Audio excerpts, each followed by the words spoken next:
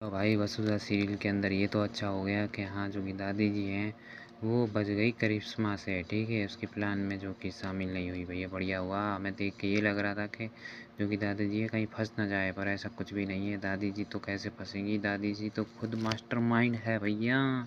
ठीक है, तो भाई ये कहना चाहूँगा अब आगे सीरियल में जो कि मज़ा आने वाला है। एक और सीरियल है जिसके बारे में थोड़ा जिक्र करना चाहूँगा, पर इस वीडियो में नहीं, अगले वीडियो में सीधा दिखाना चाहूँगा, तो अगला वीडियो देखना ज़रूर से।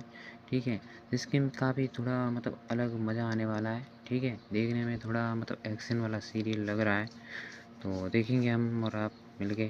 ठीक है, तो इस चैनल को सब्सक्राइब कर दो। वीडियो अच्छा लगा तो वीडियो को लाइक करो, कमेंट करो, शेयर करो। ठीक है, दबा के शेयर करो यार। ठीक है, और सीरियल का मेरी तरह कौन शौक़ रखता है ये भी मुझे कमेंट करके जो भी ज़रूर से बताएं।